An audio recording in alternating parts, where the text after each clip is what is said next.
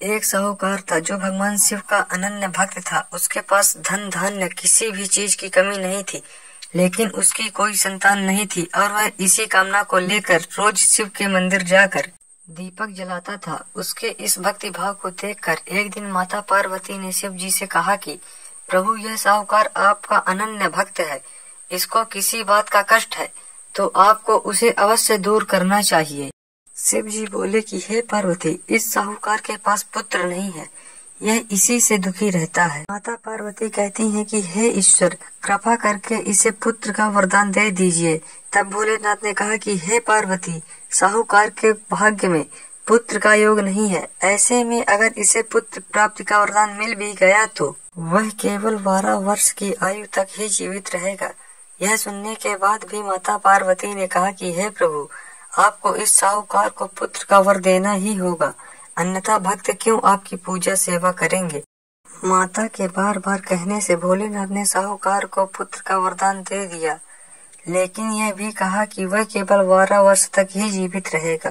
साहूकार यह सारी बातें सुन रहा था, इसलिए उसे न तो खुशी हुई और न ही दुख।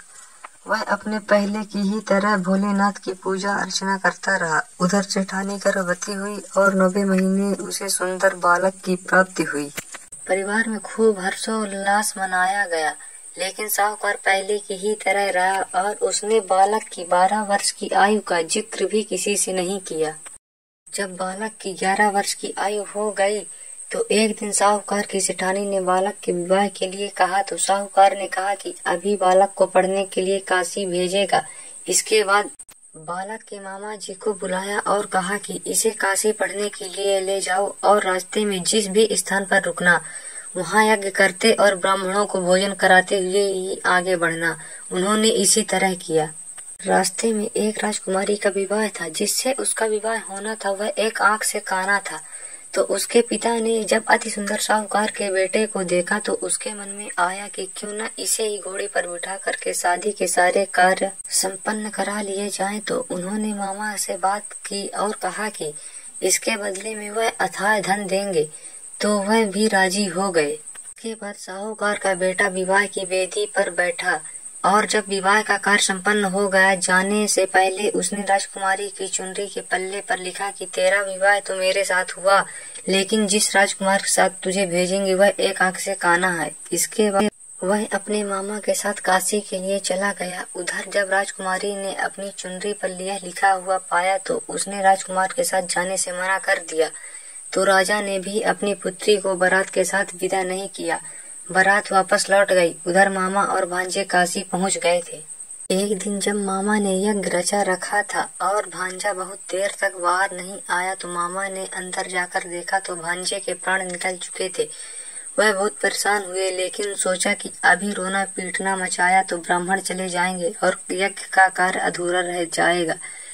जब यह यज्ञ संपन्न हुआ तो मामा ने रोना पीटना शुरू किया। उसी समय शिव पार्वती उधर से जा रहे थे तो माता पार्वती ने शिव जी से पूछा, हे प्रभु, ये कौन रो रहा है। तभी उन्हें पता चलता है कि यह तो भोलेनाथ के आशीर्वाद से जन्मा साहूकार का पुत्र है। तब माता पार्वती कहती हैं कि हे स्वामी, इसे जीवित कर दे, अन्यथा रोते रोते इसके माता पिता के प्राण निकल जाएंगे। तब भोलेनाथ ने कहा कि हे पार्वती, इसकी आयु इतनी ही थी सो वह भोग चुका है। लेकिन माँ के बार बार आग्रह करने पर भोलेनाथ ने उसे पुनः जीवित कर दिया। लड़का ओम नमः शिवाय करते हुए जी उठा और मामा भांजे ने दोनों ईश्वर को धन्यवाद दिया और अपनी नगरी की ओर लौटे। रास्ते में वही नगर पड़ा और राजकुमारी ने उन्हें पहचान लिया। तब राजा ने राजकुमारी को साहूकार के बेटे के साथ बहुत सारे धन धान्य के साथ विदा किया। उधर साहूकार और उसकी पत्नी छत पर बैठे थे। उन्होंने यह प्रण कर रखा था कि यदि उनका पुत्र सकुशल न लौटा तो वह छत से कूदकर अपने प्राण त्याग देंगे। तभी लड़के के मामा ने आकर साहूकार के बेटे और बहू के आने का समाचार सुनाया, लेकिन वो नहीं माने। तो मामा ने शपथ पूर्वक कहा। तब वो दोनों को विश्वास हो गया और दोनों ने अपने बेटे बहू का स्वागत किया। उसी रात साहूकार को स्वप्न में शिव जी ने दर्शन दिया और कहा कि तुम्हारे पूजन से मैं प्रसन्न हुआ। इसी प्रकार जो भी व्यक्ति इस कथा को पढ़ेगा या सुनेगा उसके समस्त दुख दूर हो जाएंगे और मनोवांछित सभी कामनाओं की पूर्ति होगी।